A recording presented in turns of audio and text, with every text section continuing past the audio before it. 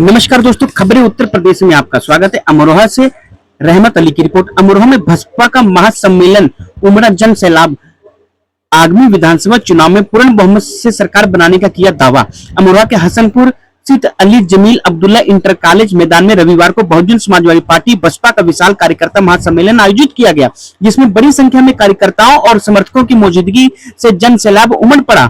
सम्मेलन को संबोधित करते हुए पश्चिमी उत्तर प्रदेश के प्रभारी बाबू मुनकाद अली ने कहा कि बसपा ने सर्व समाज को सम्मान और भागीदारी दिलाने का कार्य किया है। उन्होंने मायावती सरकार के कार्यकाल को विकास, कानून व्यवस्था और सामाजिक न्याय का दौर बताते हुए आगामी विधानसभा चुनाव में बसपा की पूर्ण बहुमत से सरकार बनने का दावा किया है। सहारनपुर मुरादाबाद मंडल प्रभारी जाफर मलिक ने कहा कि प्रदेश की जनता बदलाव चाहती है और बसपा को मजबूत विकल्प के रूप में देख रही है।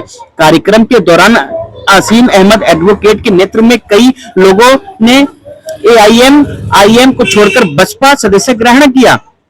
कार्यक्रम में मुमताज अली उर्फ हाजी भट्टो, रणविजय सिंह, जिलाध्यक्ष सोमपाल सिंह सहित बड़ी संख्या में बसपा पदाधिकारी, कार्यकर्ता और समर्थक उपस्थित रहे। हसनपुर विधानसभा के बहुजन समाज पार्टी के पदाधिकारियों, समर्थकों के आज के कार्यकर्ता सम्मेलन आयोजित किया गया, जिसमें हम अपनी नेता आदरणीय बहन कुमारी मायावती जी के निर्देश पर उनका एक पैगाम लेकर आए। आने वाले 2027 में जो विधानसभा का आम चुनाव होगा, विधानसभा हसनपुर से यहाँ से बहुजन समाज पार्टी के प्रत्याशी हाजी मुमताज उर्फ भुट्टो भाई होंगे। देखिए, मौजूदा सरकार केवल जुमलों की सरकार है। आप ये महसूस कर रहे होंगे कैसे हालात इस देश के हैं। आज इस देश की आवाम बहुत पूरी तरीके से दुखी है। सर्व समाज के भाई दुखी है। महंगाई चरम सीमा पर है। कोई विकास नहीं है, कोई कारोबार नहीं है। जो छोटे छोटे कारोबार सब खत्म कर दिए। जितने इन्होंने वादे किए थे सारे के सारे इनके खोखले साबित हुए। चाहे इन्होंने कहा था कि हम इस देश का काला धन विदेशों से वापस लाएंगे, एक पैसा विदेशों से वापस नहीं आया। और जो 2000 में काला धन था, 2014 में काला धन था, वो आज विदेशों में 4 गुना काला धन है। इसकी आप जांच करा लें। तो ये वादा भी इनका झूठा साबित हुआ। इन्होंने कहा था कि डीजल पेट्रोल के रेट कम करेंगे। कब कहा था? जब 55-60 रुपए डीजल पेट्रोल बिकता था। आज 100 रुपए से ऊपर डीजल पेट्रोल है।